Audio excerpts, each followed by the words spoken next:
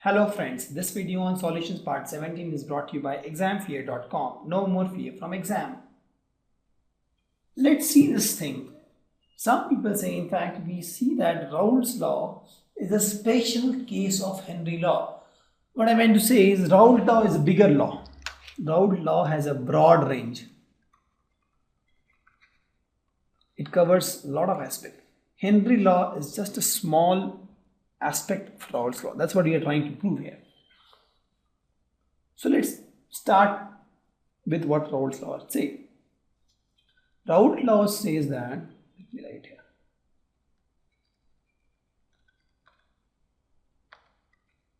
Pressure of a solute, let's suppose I have a solute and solvent, this is my solute and this is my solvent. Right? So pressure of a solute will be what? Mole fraction of a solute into pressure of solute in the pure phase, that is this guy. Correct?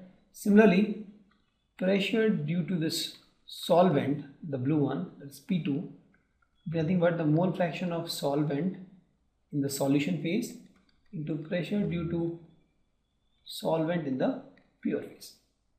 That is what the Raoult law says. Let's see what Henry law says. Henry law is a little different. Henry law says that the total pressure, P total, that is nothing but pressure of solute plus pressure of solvent is nothing but mole fraction of solute into KH. That is what the Henry law says.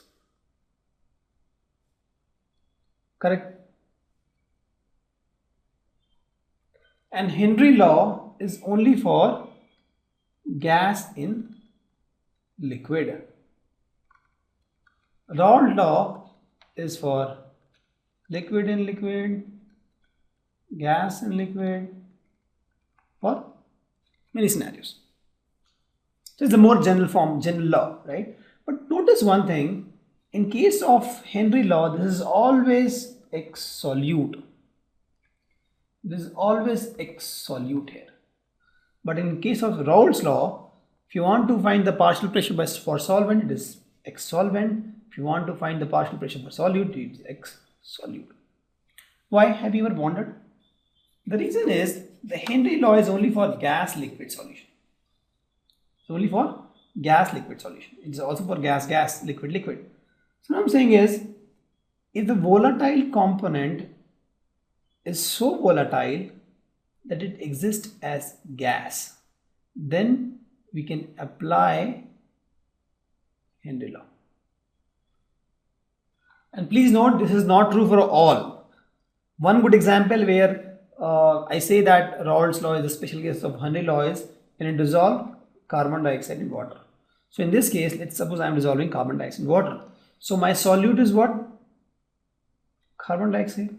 Solute is what? Solvent is what? Water. Correct? So let me put this carbon dioxide here, water here. So P total will be pressure due to carbon dioxide, pressure due to water, and this will be carbon dioxide. Correct? Now my the carbon dioxide is very volatile.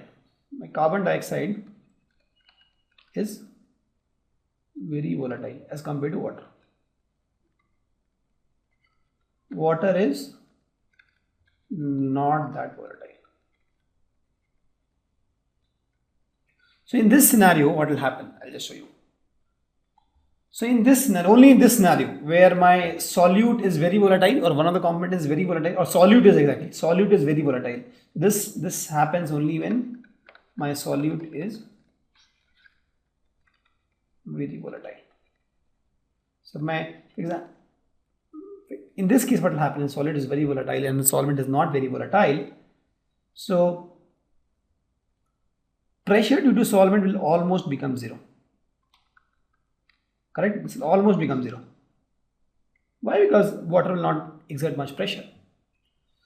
So if you add these two, for example, if I say this is equation 1, this is equation 2, if you add these equation now, right, what will happen? If this whole thing is 0, this is 0, my Raoults law or Henry's law become pressure due to carbon dioxide is nothing but X mole fraction of carbon dioxide into KH. So if we compare equation 1 with equation 3 now. Equation 1 with equation 3. So equation 1 is pressure due to solute, that is pressure due to carbon dioxide is, or let me not see carbon dioxide, let's see only solute. Pressure due to solute is X solute into P naught solute. Here this is pressure due to solute is X solute into KH. So if you compare, these two are the only term that is different in these two equations. Other things are all exactly same, right? Because these is gone. If this is gone, if you see, this is pressure solute, this is pressure solute. This is X solute, this is X solute. But these two are different. But if you know, these two are constant values. KH also is a constant value and P naught solute is also a constant value. For example, for carbon dioxide, it will have a common constant value because this is nothing but partial pressure of carbon dioxide in the pure carbon dioxide form. This is also constant, this is also constant. Thus, you can say that Raoults law, Henry law is a special case of Raoult law when my solute is very volatile and solvent is non-volatile. Right? So in this case, my Henry law becomes a special case of Raoult law. So Raoult law is a broader law, it covers more aspects. Henry law is only for gas and liquid, but Raoult law is for other scenarios also. It's a bigger law, it's a better law. It's a better law. It covers more aspects. Right? So with this, hope you understand. And please note, this is true only in this scenario. For example, you take a glass of water and in that you put some sodium chloride. Then in that case, you won't be able to say that Henry law is a special case of Raoult law, because in that case it won't match, right? This is matching only when my solute that is dissolving, in this case carbon dioxide, is very volatile and solvent is non-volatile. Correct? Don't get confused. Actually, Raoult law and Henry law are two different laws, right? But only in one special case where the solute is very volatile and solvent is non-volatile, they are almost similar. And thus we say Raoult law is a special case of Henry law. That's why I say special case. Correct?